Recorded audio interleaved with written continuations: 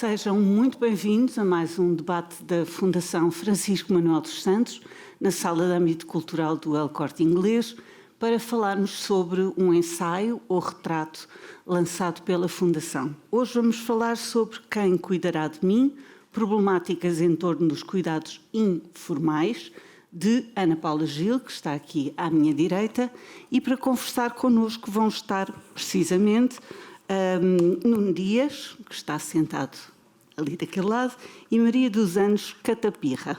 Vamos conversar sobre o papel dos cuidadores informais, sobre aquilo que aqueles terão direito enquanto cuidadores e também a forma como se podem conciliar com os cuidadores formais. Neste novo ciclo da rentrée dos debates sobre os ensaios e os retratos da Fundação, eu gosto de começar os debates com uma pergunta pessoal, que é uma surpresa para os convidados, que é pedir-lhes um testemunho pessoal sobre o tema em questão. Portanto, o que eu vou pedir a cada um de vós é que me conte a sua experiência, caso tenham tido, como cuidador informal de alguém da vossa família. É possível? Muito bem, então comece por si, comece pela autora. Muito bem, antes de mais gostaria de agradecer à Fundação Francisco Manuel dos Santos a oportunidade de publicar este trabalho. A minha experiência enquanto cuidadora, enquanto filha de uma mãe e do pai que tiveram o privilégio de envelhecer em casa, rodeado da família e com todo o apoio. Um pai com doença oncológica e depois a minha mãe com demência, em que viveu com demência durante 5 anos e 2 anos acamada.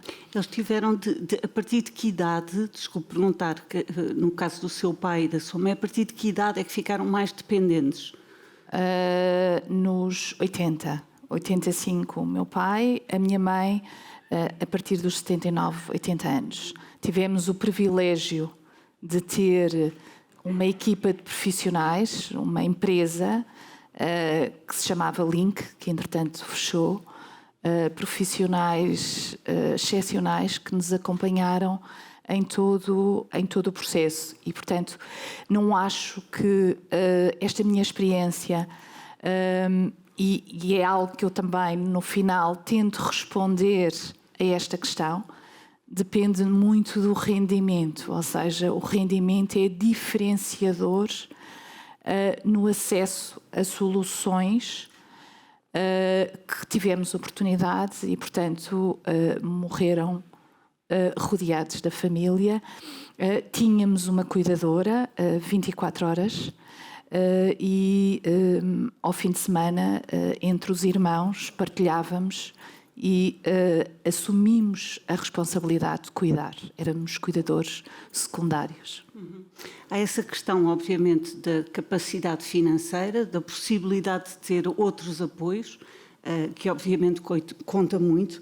Agora, para toda a gente, é muito difícil para um filho passar à qualidade de cuidador do pai, não é? É suposto, por natureza, os filhos serem cuidados pelos pais e não o contrário. Deve ser, creio eu, das experiências mais traumáticas da vida, de repente ser forçado a fazer o contrário. Não sei como é que foi no seu caso. Sim, mas eu acho que durante muito tempo e hoje, apesar das dificuldades que são muitas, que as famílias se debatam, mas penso que para além de todas as dificuldades que nós nos confrontamos e que os cuidadores se confrontam, há também um lado gratificante de que tentámos fazer o melhor.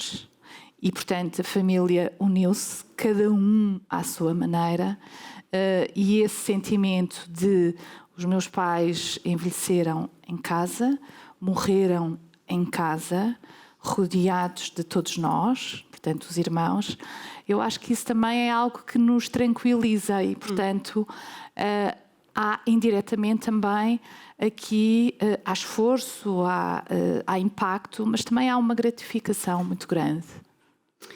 Maria dos Anjos Catapirra é cuidadora informal há 16 anos, vice-presidente da Panóplia de Heróis, Associação Nacional de Cuidadores Informais, que teve o seu primeiro encontro, houve o primeiro encontro de cuidadores informais, a partir do qual foi lançada a petição para a criação do Estatuto de Cuidador Informal em 2016. E 2 anos depois, corrija-me se estou a dizer alguma coisa que não esteja bem. E 2 anos depois, portanto em 2018, é criada a associação que reivindica, obviamente, a dignidade dos cuidadores informais e o seu estatuto. Apresentada que está, peço-lhe também o seu testemunho, no seu caso individual, com a sua família. Sim, o meu caso é ligeiramente diferente dela. Eu percebi-me que era cuidadora informal por causa da minha irmã, que foi diagnosticada aos 48 anos com Alzheimer precoce. Aquilo foi 3 anos de tentativas de acerto e erro por parte dos médicos, porque ninguém acredita que aos 48 anos se tem Alzheimer. Até que finalmente houve um diagnóstico feito e a partir daí começou os nossos problemas familiares, porque estamos a falar de alguém com 48 anos, cujo diagnóstico foi feito já numa fase intermédia da doença, ou seja, já havia muitas lacunas da parte dela, muitas falhas, muita necessidade de apoio. E depois, com 48 anos, a minha irmã tinha 3 filhos menores, portanto, e era uma família monoparental. Portanto, houve aqui um conjunto de situações que me fizeram saltar para o terreno e ter que cuidar da minha irmã, dos filhos da minha irmã, dos meus pais, que já não estavam novos na altura. E digamos que foi uma situação muito complicada, que me pôs a pensar que vivemos num país onde nunca ninguém se lembrou que cuidar é complicado e que todos nós um dia podemos vir a cuidar. Portanto, foi isso que me levou a pensar em tomar atitudes e foi isso que me pôs a pensar na petição, no ser cofundadora da associação e continuar até ao dia de hoje a tentar que pelo menos os cuidadores informais tenham visibilidade e apoios estatais, porque apesar de haver legislação, nós continuamos sem apoios estatais. Portanto, foi uma experiência traumática que eu estou a viver quase de novo, porque neste momento cuido da minha mãe e ela também está a ficar com demência. Acho que nunca me vou libertar disto, porque tratar de alguém com Alzheimer é muito complicado. E tal como a doutora dizia, o fator financeiro aqui é extremamente importante, porque eu era a única pessoa que tinha fundo de maneio para suportar todos os custos, quer da pessoa cuidada, quer da família dela, quer inclusivamente da minha família. Portanto, isto foi uma luta muito grande para conseguir dar, pelo menos, qualidade de vida à minha irmã, porque a doença evoluiu rapidamente, exatamente por ser muito jovem, e a família dela precisava de apoio porque ia crescer. Portanto, houve aqui um conjunto de situações que felizmente já passaram, mas que foram muito complicadas. E muitos ritmos ao mesmo tempo, muitos ritmos de vida, de fases de vida. E eu a trabalhar, e com uma entidade patronal muito pouco receptiva a todas as necessidades que nós temos como cuidadoras.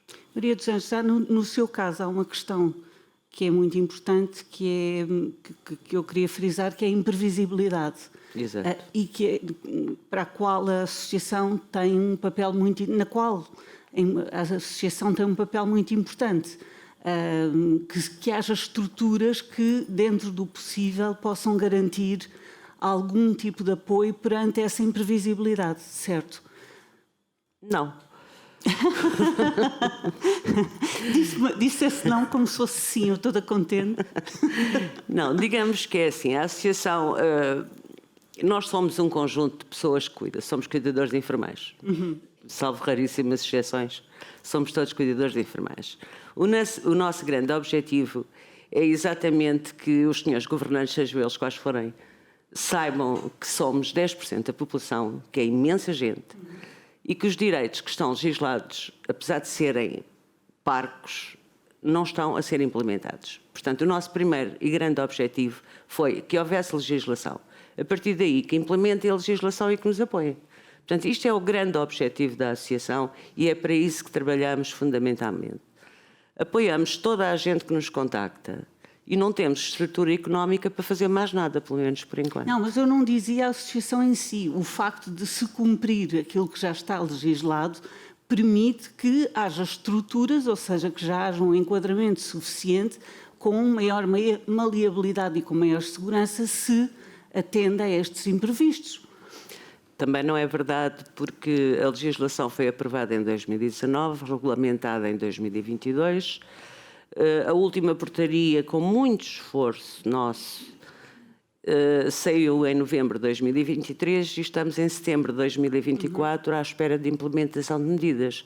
Medidas essas que seriam de extrema importância para todos nós. E estamos a falar, por exemplo, da capacitação dos cuidadores, que é uma coisa que não existe e ninguém aprende a saber cuidar. Ninguém nasce, a não ser que seja profissional de saúde, e raramente somos profissionais de saúde. Nós não sabemos, não temos conhecimentos técnicos. E tirando quem cuida de crianças, e aí há um certo cuidado, quem cuida de idosos, ninguém nos dá apoio em termos de capacitação. Não dá. Nós, por nossa conta e risco, vamos aprendendo. Se conseguíssemos, se não, ficamos entregues a nós próprios. Portanto, a capacitação não está a ser aplicada, o descanso ao cuidador não está a ser aplicado. O apoio domiciliário, que é de extrema importância para o cuidador informal, porque se nós tivéssemos 1 hora, eu já digo por mim, 1 hora por semana, eu ia me sentir uma pessoa felicíssima, porque a minha mãe ficava 1 hora entregue a alguém e eu saía. Nem isso está a ser implementado. Portanto, ainda estamos muito longe de conseguir, inclusivamente, que a lei que saiu em 2019 tenha os seus objetivos. E já agora posso acrescentar que nós nem sequer concordamos com a lei, é parca em termos de direitos para os cuidadores e que já lançámos uma iniciativa legislativa para fazer alteração à própria lei. Já vamos voltar a tudo isso, já vamos falar com mais calma. Mas não é verdade que há lei, há reconhecimento jurídico, há cerca de 5.000 pessoas com subsídio de apoio e isto é o Estatuto do Cuidador Informal. Muito bem. Antes de pedir o seu testemunho, Nuno Dias, sociólogo, tem pesquisado os setores, além de outras áreas de pesquisa, tem trabalhado na área dos setores dos cuidados e serviços domésticos. Mas eu queria ir buscar alguns dados que surgem no livro para sabermos do que é que estamos a falar, qual é este universo. E então no livro lê-se o segundo o SHARE, que é como é que inquérito. É um inquérito europeu sobre envelhecimento, saúde, no qual existem inquéritos periódicos e uma das temáticas é a questão dos cuidados informais. Portanto, segundo este estudo, esta investigação, 70% dos cuidados informais em Portugal são hoje prestados diariamente por mulheres com mais de 50 anos, representando 9% da população portuguesa. Eu peço que desliguem os telemóveis, por favor. 8% dos quais prestam cuidados diariamente e 1% semanalmente. Valor menor que o valor calculado pelo Inquérito Nacional de Saúde em 2019, que era 12% da população portuguesa, ou seja, 1.059.012... Não. Como assim? Sim. Como é que é este número? É 1.059.012. É estranho, não é? Este cuidadores. Pensar que é tão exato que vai à casa decimal. Com 15 ou mais anos, prestava cuidados informais a outras pessoas que tinham problemas de saúde ou relacionados com a velhice. Avanço um bocadinho mais para falar na participação dos homens nos cuidados informais. É outro tema que nós vamos abordar. De acordo com o Inquérito Nacional de Saúde, em 2019, 1/3 dos homens prestava cuidados exclusivamente a familiares e 65,4% eram mulheres. Destes, a maioria eram homens desempregados e reformados. Este resultado vai ao encontro de outros inquéritos europeus e nacionais, em que a diferenciação entre homens e mulheres cuidadoras se dilui na população com mais de 65 anos, ou seja, à medida que a idade avança, mais longo é o tempo despendido na prestação de cuidados. Nuno, depois já vamos falar sobre estas... vou-lhe pedir para comentar estes dados, sobretudo estes 2 últimos, mas queremos ouvir a sua experiência pessoal. Boa tarde Por favor, e obrigado pelo convite. Não como cuidador direto, quer dizer, tenho 3 filhos e para estar aqui, portanto, alguém tem de assumir essa responsabilidade, e algumas das pessoas que assumem essa responsabilidade lá em casa quando é necessário também são os meus pais. Pronto, eu tenho essa felicidade de ainda ter os meus pais próximos e, portanto, durante a pandemia assisti e participámos um pouco uma experiência também muito difícil, que foi a minha avó, que foi diagnosticada com demência, e sobretudo numa fase mais aguda em que deixa de haver a possibilidade de recorrer, portanto, daqueles equipamentos que existem disponíveis, sociais, etc. E, portanto, percebemos a severidade do impacto, gravidade da questão. No que que tem nos cuidadores de pessoas com demência, não é? Portanto, o cotidiano, aquilo que é exigido às pessoas que estão envolvidas na prática diária. Portanto, e essa foi, de facto, uma dificuldade tremenda, portanto, que se prolongou ali durante 2 anos, em que se tentou proteger a minha avó o máximo possível, não é? Portanto, da pandemia, portanto... e de facto as coisas só melhoraram quando houve a possibilidade de recorrer a um apoio externo que dava de facto um alívio diário, portanto, que ia à casa, de um centro social que dava um apoio na higiene e num conjunto de tarefas, mas que era diário e que permitia de facto esse distanciamento e esse alívio. Portanto, mas foi de facto uma experiência complexa, muito complexa, para todos, para a família inteira. Provavelmente, como sociólogo, o contacto com essas experiências, se calhar falo ver os objetos de estudo de outra forma, ou não? Aqui, por exemplo, nós temos uma racionalidade analítica, não é?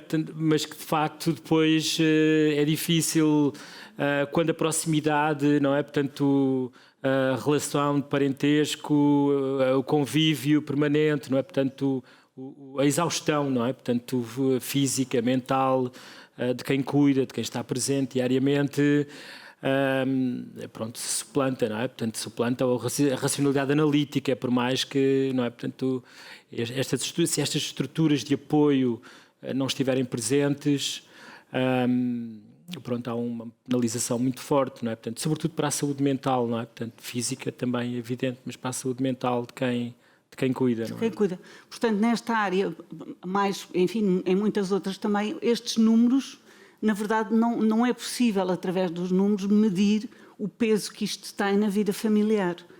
E o que eu lhe pergunto, Nuno, é até que ponto é que aqui se tem que coordenar, ou como é que se poderia coordenar a esfera familiar com aquilo que é o serviço, enfim, o que o Estado tem que proporcionar aos cidadãos para uma vida digna? Bom, então aí, se me permite, eu remeto essa discussão para o livro que a Ana Paula, que estamos aqui todos a discutir.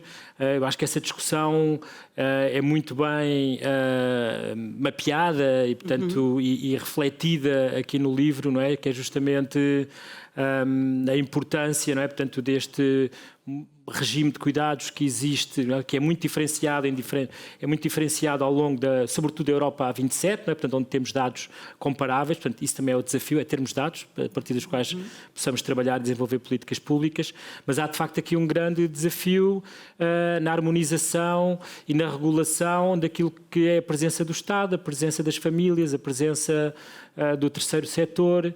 Portanto, todas estas dimensões são fundamentais, não é? Portanto, no desenvolvimento do modelo de cuidados e, sobretudo, na criação de um conjunto de políticas públicas que permitam uma coisa que eu acho que é muito importante, que o livro foi um dos aspectos mais, bom, entre vários, que eu achei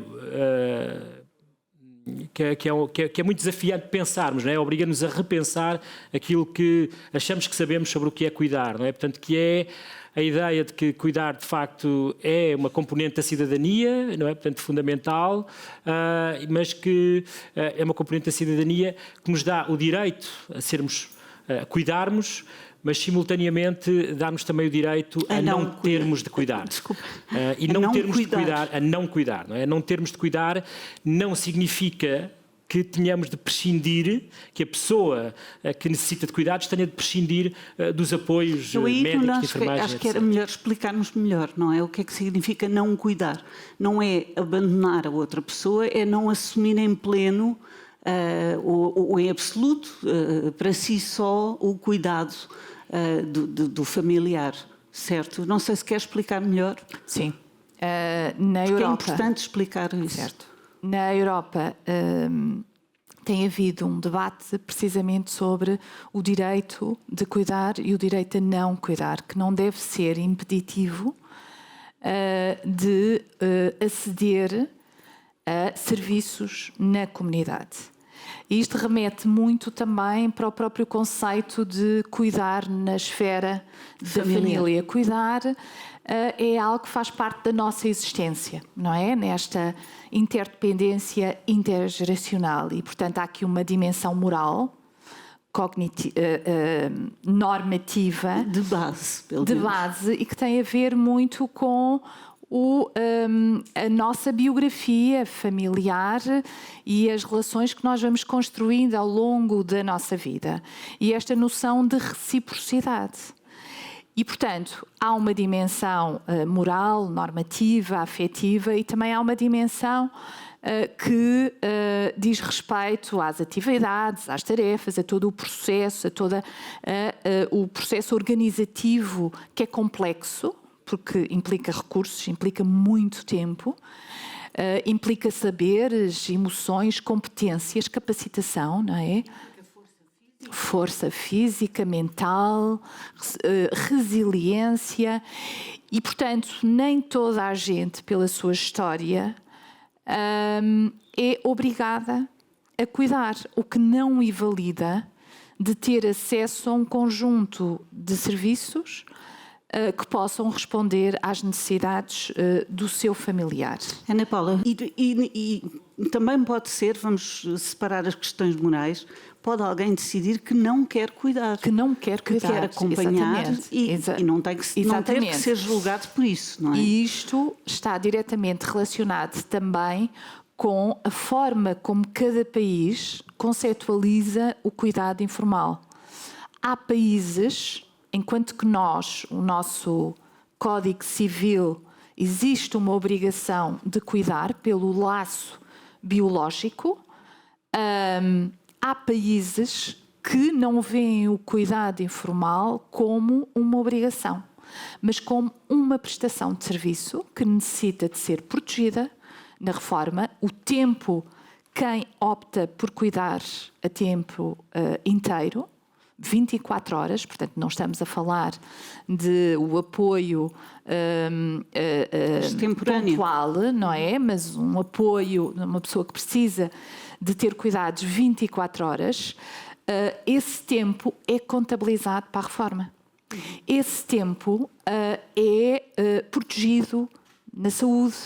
As pessoas têm direito ao descanso do cuidador, que é uma medida que é central e que, de facto, em Portugal é praticamente nula, ou as famílias necessitam de pagar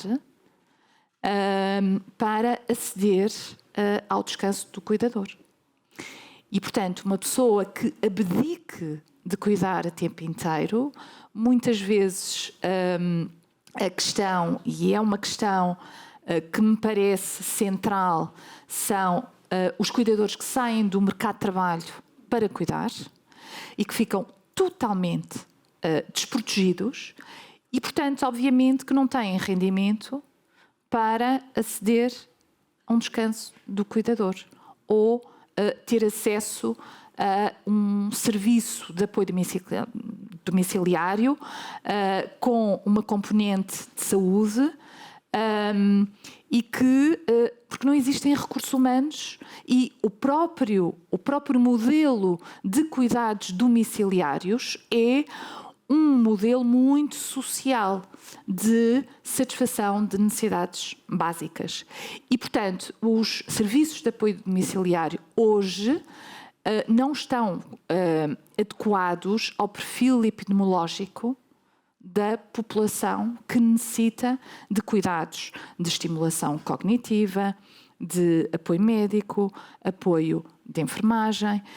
E, portanto, a discussão e a própria conceptualização e o entendimento de cuidado informal varia ao longo da Europa. Em Portugal, Nuno, e não sei dos dois quem depois quererá intervir, ou se querem intervir os dois, é importante dizer que o cuidador informal em Portugal, segundo o conceito, circunscreve-se àquele que mantém uma relação familiar consanguínea com aquele que é cuidado, que vive em coabitação e sem uma atividade profissional. Ou seja, quem cuida não pode trabalhar. E é uma coisa, é um contrassenso.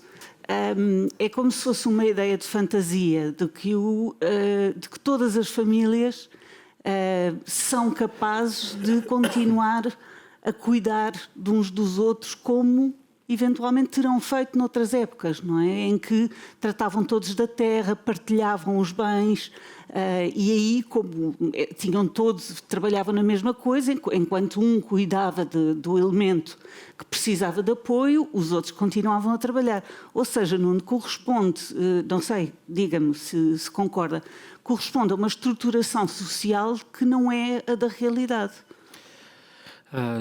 Sim, quer dizer, eu remeto sempre para o livro porque estou a discuti-lo a partir do livro e aprendi imenso nesta leitura intensiva que fiz sobre o livro e acho que é útil, bastante útil, no sentido em que nos ajuda então a repensar de facto aqui uma desconstrução, não é? Portanto, de um conjunto de estereótipos e de idealizações, não é? Portanto, romantizações até do que é que representaria essa ideia da família alargada, não é? Portanto, do parentesco, que está muito relacionada também com uma ideia de propriedade, não é? Portanto, de manutenção da propriedade, de indivisibilidade da propriedade, e ao mesmo tempo também com uma noção de esfera privada, doméstica e de uma noção de feminilidade, não é? Portanto, e do género e do papel que a mulher representava, não é? Portanto, como guardiã, portanto, uma dimensão também não apenas romantizada de afeto, não é? Portanto, como a Ana Paula mostra tão bem, mas também normativa, não é? Portanto, nessa ética moral, não é? Portanto, uma moralização da obrigatoriedade do cuidado, não é? Portanto,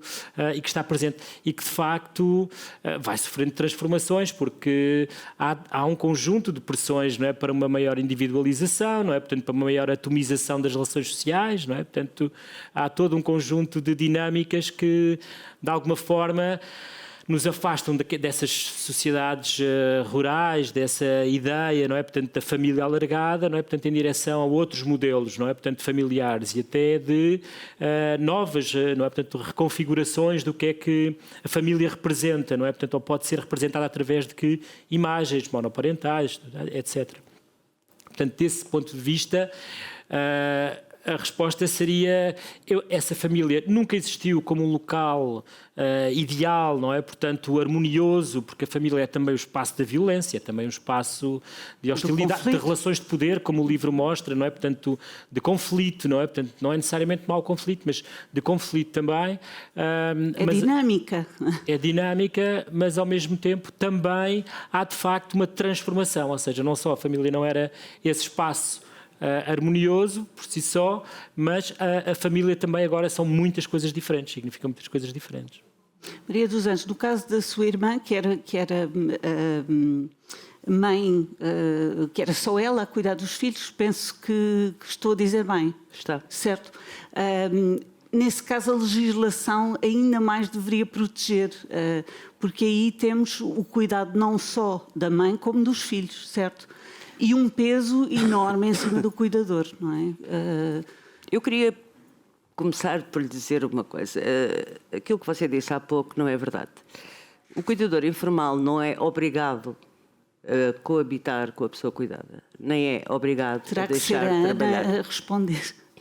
Não é obrigado. É uma das condições para poder ser. Mas há 2 tipos de cuidadores informais contemplados na legislação e quando se fala em cuidadores informais, fala-se em qualquer tipo de pessoa cuidada, independentemente da idade. Portanto, não é obrigatório. Pode-se acumular cuidados e trabalho. Portanto, deixe-me só dizer, cuidar de alguém que está dependente, ou seja, que precisa daqueles cuidados para sobreviver com dignidade, viver com dignidade. Sim, eu posso optar por ter a minha mãe num espaço de dia, num centro de dia, trabalhar, depois vou buscá-la e depois cuido dela. Continuo a ser cuidadora informal. Então, deixe-me só perguntar, legislação Ana, em que permite-me isso. contexto, porque este vem mesmo do livro, em que contexto é que há esta referência exata? Eu Em que ia, diz- em se que me diz- deixasse acabar, chegava lá. Isto tem a que ver o com o cuidador reconhecimento. informal principal é que tem essa definição toda que você Muito disse. bem.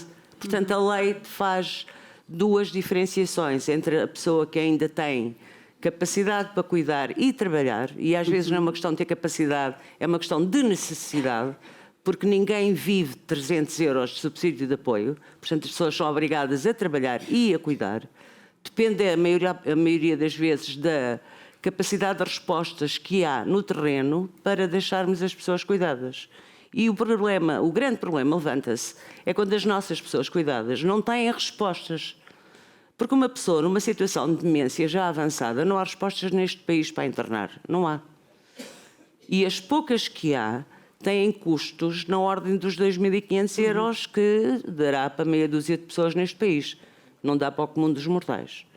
Ainda por cima, se nós pensarmos que o salário mínimo nacional são 820 euros e se as reformas médias são 500 euros. Portanto, é impossível. Não há capacidade de resposta para as demências, como não há capacidade de resposta para as crianças com doenças graves, porque não há respostas sociais nesse sentido.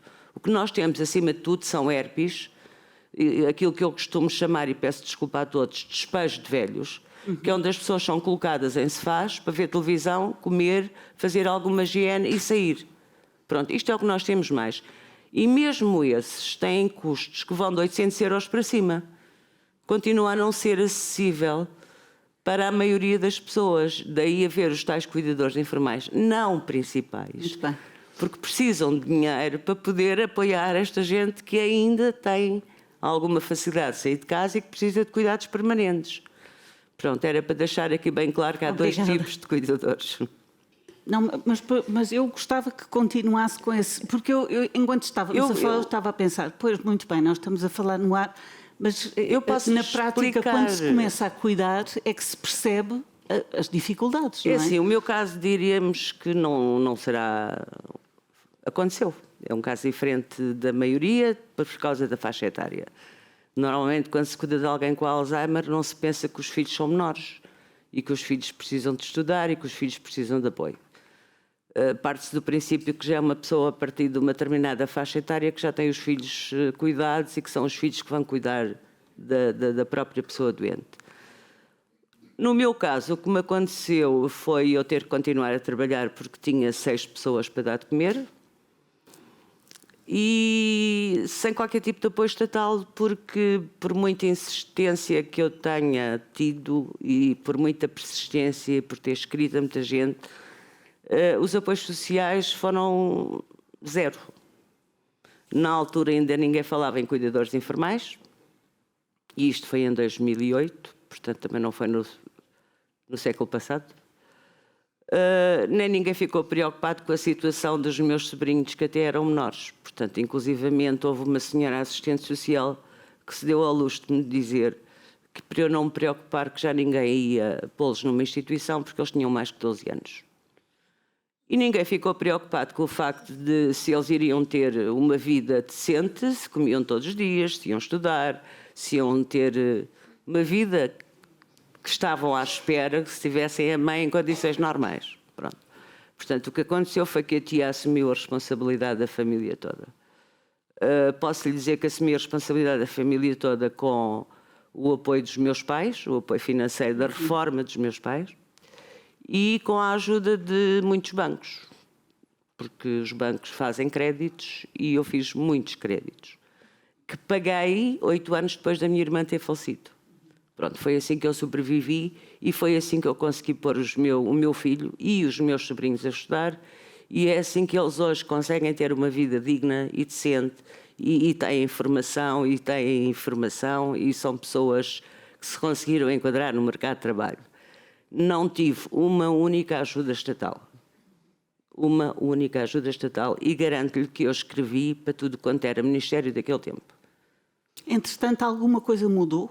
Felizmente mudou, e felizmente é que eu me tive... aliás, por causa disto tudo, é que eu me acabei por inserir nesta luta, porque cheguei à conclusão que, como eu, havia mais não sei quantos milhares de pessoas, não é? Eu não era a única. E o que é que mudou, entretanto? Para já veio o reconhecimento da lei. Portanto, em termos jurídicos, a sociedade percebeu que há cuidadores informais. Porque até aí havia família a cuidar de família, quase como obrigação, sem direito à opção. Portanto, agora pelo menos sabemos que há legislação. E depois, dentro dessa mesma legislação, nós estamos todos confiantes que os nossos governantes vão começar a fazer a aplicação das medidas que lá estão inseridas.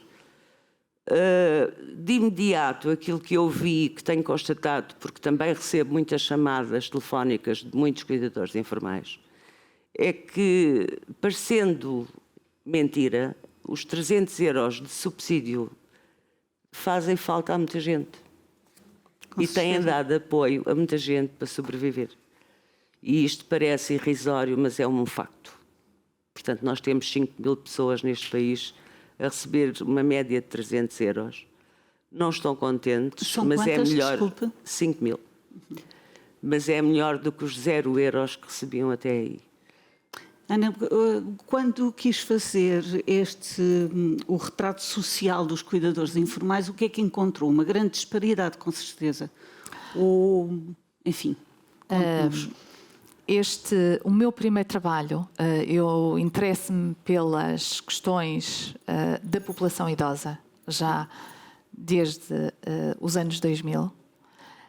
E a minha tese... Eu creio que não disse no início que a sua área é Sociologia.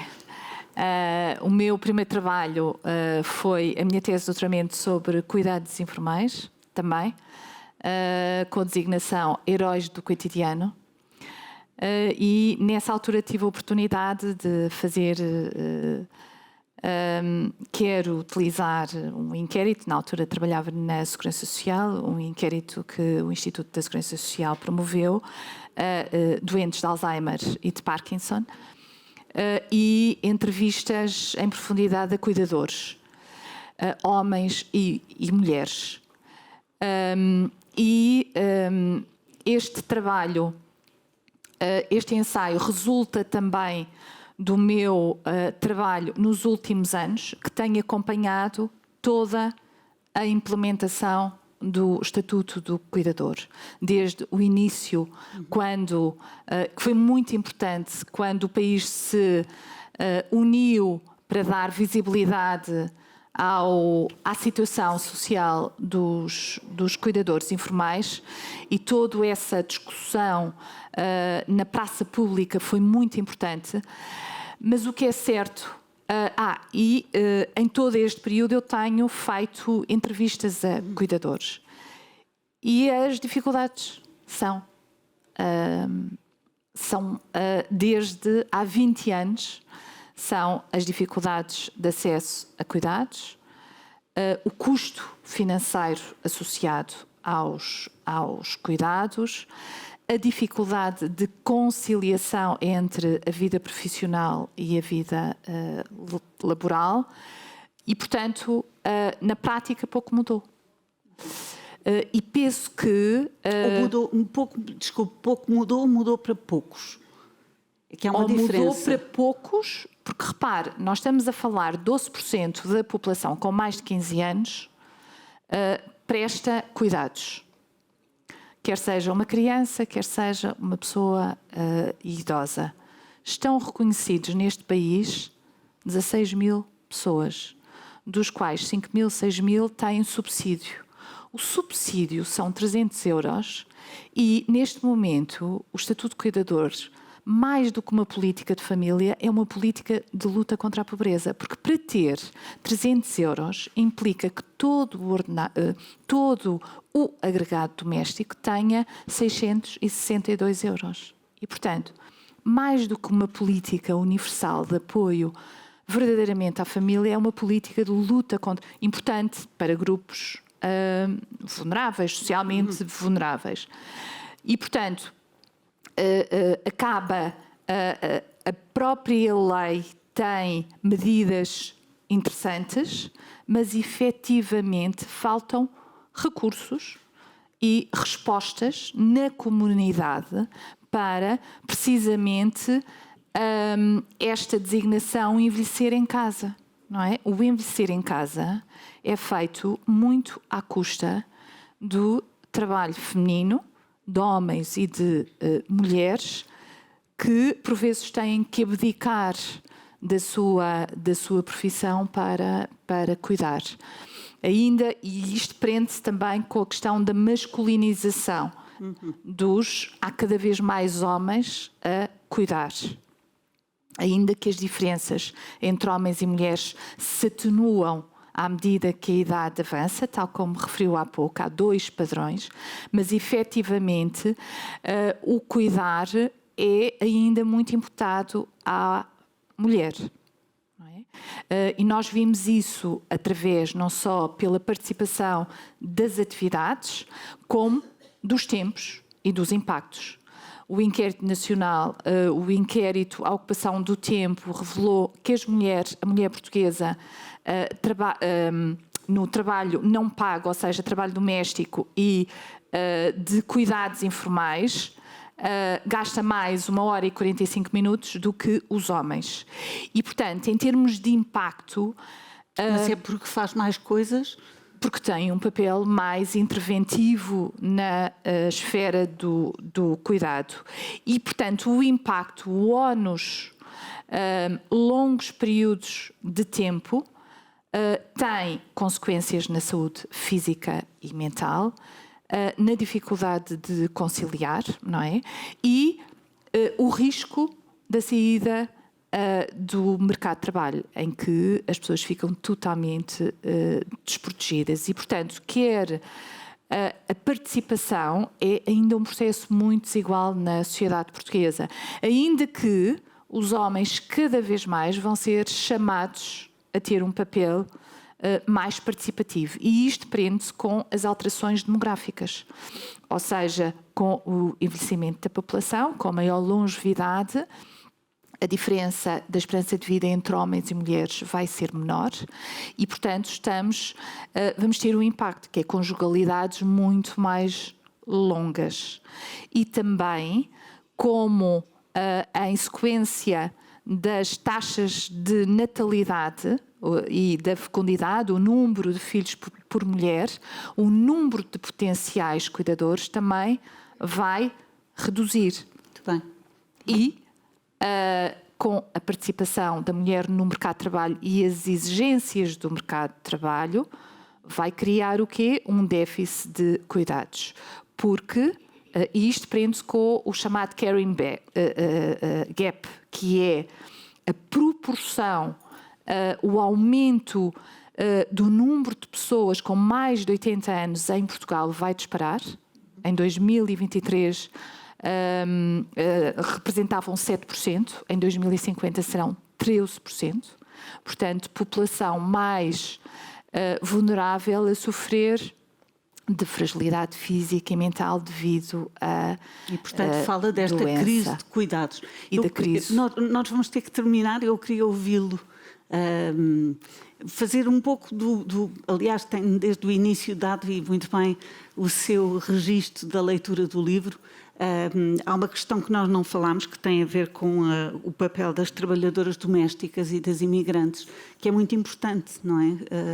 Que eu acho que também se poderia falar nesta esfera. Sim. Sim, eu estava ainda a pensar, porque estes números que a Ana Paula Temos uns 3 minutos. 3 minutos, que referia agora, eu acho que são números interessantes, há um conjunto de números, portanto, o livro há um itinerário, não é? Portanto, relativamente à questão dos cuidados.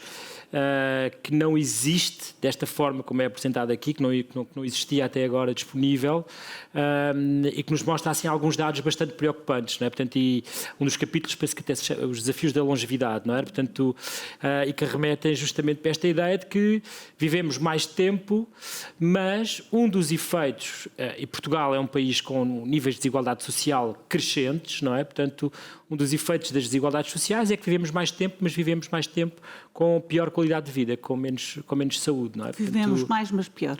Vivemos mais tempo, mas pior, não é? Portanto, e nesse sentido, este caring gap, não é? Portanto, representa um desafio importante que está a ser, de alguma forma, respondido, não é? Portanto, pelo mercado, pelo aumento do mercado. Eu há pouco falei no Estado, famílias, terceiro setor, mas depois estava-me a esquecer do outro vértice do diamante, que é o mercado, e a verdade é que o mercado não está acessível, não é? Portanto, a todas as famílias, não é? E, portanto, estas desigualdades sociais têm um efeito fortíssimo, não é? Portanto, fortíssimo penalizador, não é? Portanto, no acesso aos cuidados e, previsivelmente, vão ter um efeito cada vez maior, não é? Portanto, as desigualdades sociais na forma como os cuidados são ou estão acessíveis.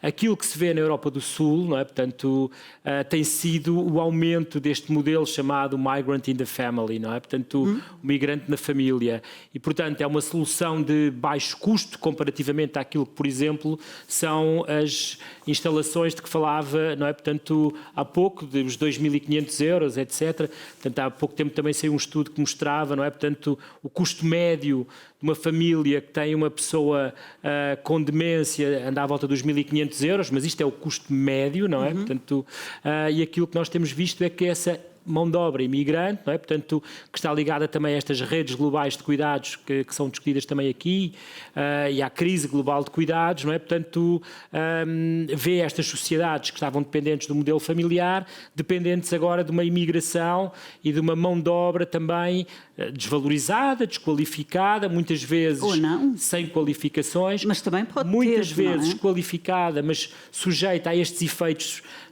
penalizadores do mercado de trabalho, não é? Chamados do de-skilling, não é? Portanto, ou seja, a pessoa tem formações a mais para os setores em que consegue integração e incorporação no mercado de trabalho e, portanto, há também ali uma dimensão, não é? Portanto, de frustração, não é? Portanto, individual relativamente a estas tarefas do cuidado, mas tem sido a imigração, não é? Portanto, que de alguma forma compensa demograficamente este envelhecimento das sociedades da Europa do Sul e, simultaneamente, a imigração que vem ocupar também este nicho do mercado de trabalho, não é? Portanto, e há um dado interessante que também é citado aqui no livro, não é? Portanto, e tem a ver com este rácio entre população acima dos 65 anos e população empregada no setor dos cuidados. E Portugal está numa das piores posições, não é? Portanto, da Europa a 27, não é? Portanto, se é ultrapassada acho por um ou outro país da Europa de Leste, julgo eu, não é? Portanto, na discrepância entre estes, portanto, neste rácio, não é? Portanto, o que se percebe é que, de facto, há aqui uma grande insuficiência do ponto de vista da política pública e de pensar a política pública como é o desafio que este livro deixa, não é? Portanto, no sentido de confrontar, não é? Portanto, todas estas questões e desafios que se vão colocar, não é? Portanto, às sociedades, ao Estado, ao mercado e ao terceiro setor. Fica o convite para pensar, não só em termos coletivos como individuais, quem cuidará de mim, quem cuidará de nós, é o ensaio da Ana Paula Gil, sobre o qual falamos hoje. Muito obrigada a todos. Muito obrigada. Obrigado.